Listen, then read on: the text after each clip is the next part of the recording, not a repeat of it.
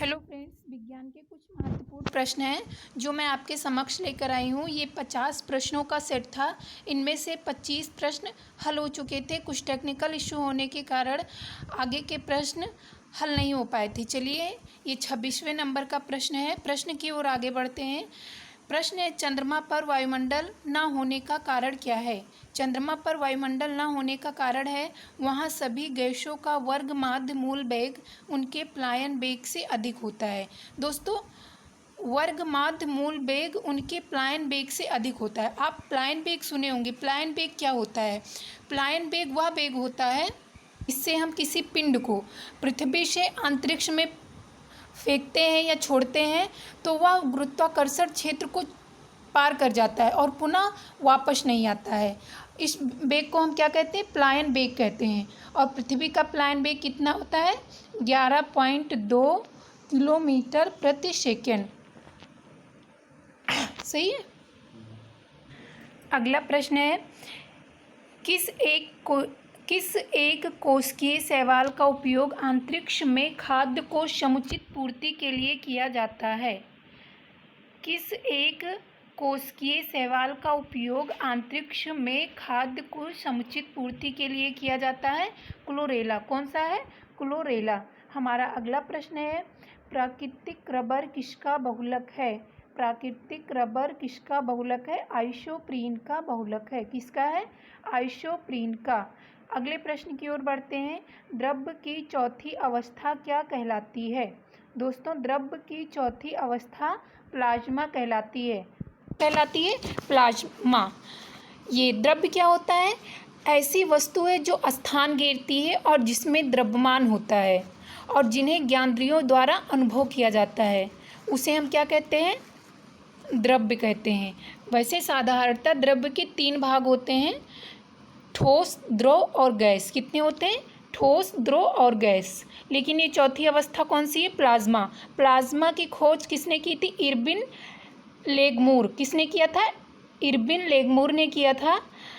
ये चौथी अवस्था है। यह गैस की विशिष्ट अवस्था है जो अति उच्च ताप पर प्राप्त होती है। कहाँ प्राप्त होती है? अति उच्च ताप पर। और सूर्य का अधिकांश भाग इसी अवस्था में होता है। सूर्य का अधिकांश भाग किस अवस्था में होता है? प्लाज्मा अवस्था में होता है।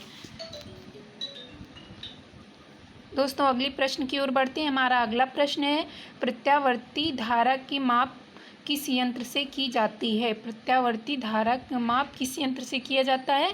तप्त तार आमीटर से। किससे किया जाता है? तप्त तार आमीटर से। अगले प्रश्न की ओर बढ़ते हैं। प्रकाश तरंगों के किस गुण से उनके अनुप्रस्थ होने का प्रमाण मिलता है? प्रकाश तरंगों के किस गुण से उनके अनुप्रस्थ होने का प्रमाण मिलता है? पोलराइजेशन। कौन सा है? पोलराइजेशन। अगला प्रश्न है हमारा, एक वृत्ताकार वलय का गुरुत्वीय केंद्र कहाँ होता है? एक वृत्ताकार यानी गोल। एक वृत्ताकार वलय का गुरुत्वीय केंद्र कहाँ होता है? वलय वृत्त के केंद्र पर होता है। अगला प्रश्न हमारा है, मानव रक्त का पीएच होता है। मानव रक्त का पीएच मान कितना होता है? 7.5। कितना होता है? 7.5। साधारणतः आपको हर जगह लगभग आपको 7.4 ही देखने को मिलेंगे। रक्त का पीएच मान 7.4 ही दिखेगा, लेकिन अगर ऑप्शन में 5 आता है तो आप 5 ही सही करिएगा जी। दोस्तों, रक्त का पीएच मान 7.5 और साधारणतः आपको 7.4 देखने को मिलेंगे। 7.4 ही अक्सर होता है, लेकिन अगर 7.5 लिखा है तो सही यही मानिएगा। ठीक है। अगले प्रश्न की ओर। हाँ, 7.5 है तो आप ये बताइए, क्षारीय होगा या अम्लीय होगा?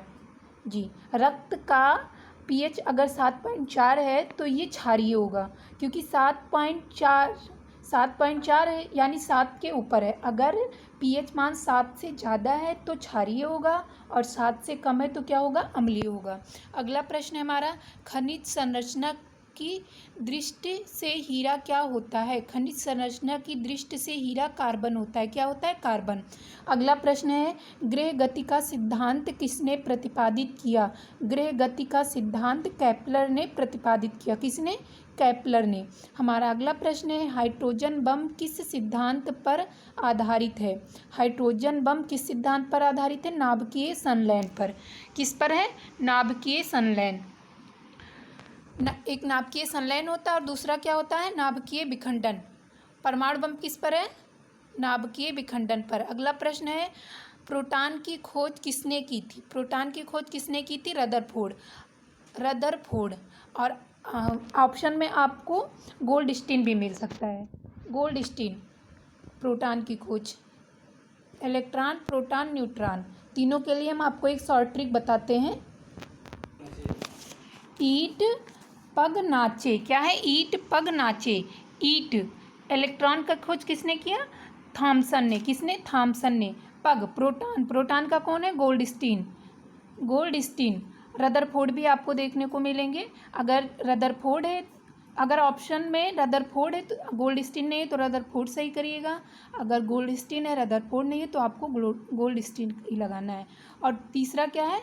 ईट पग नाचे, न्यूट्रॉन की खोज चैडविक। चलिए अगले प्रश्न की ओर बढ़ते हैं। कौन सा पदार्थ पृथ्वी पर तीनों अवस्थाओं में पाया जाता है? पानी पृथ्वी पर तीनों अवस्थाओं में पाया जाता है। जब पानी स्वच्छ है तो क्या है? साधारण है। साधारणता ये द्रव है। जब इसको गर्म किया गया तो भाप हो गया और जमने पर ये बर्फ बन जाता है। ठोस, द्रव, गैस, तीनों अवस्थाओं में क्या पाया जाता है?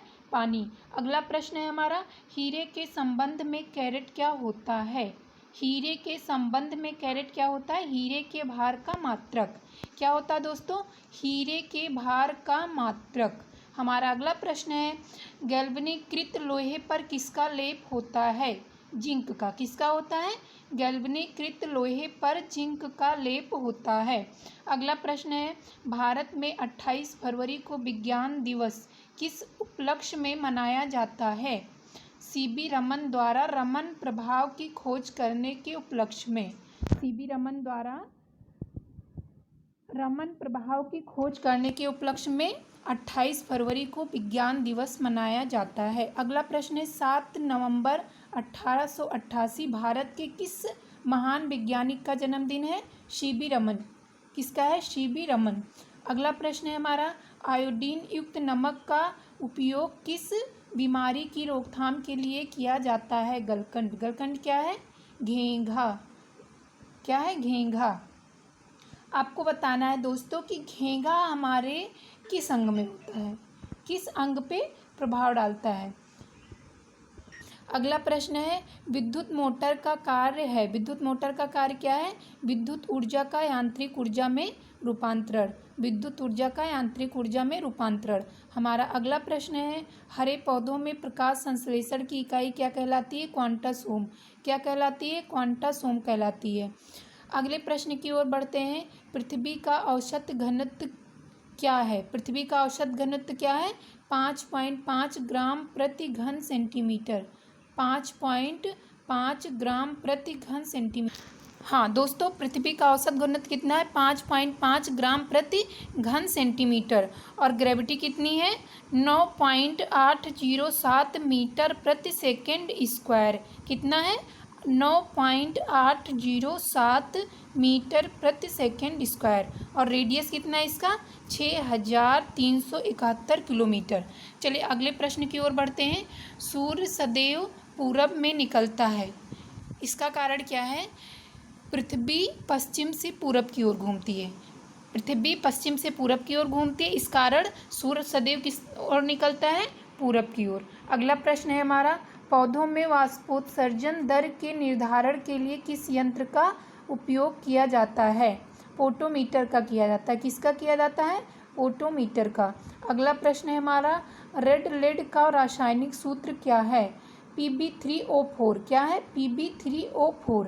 अगला प्रश्न है हमारा, मानव शरीर में विटामिन के का निर्माण किस अंग में होता है?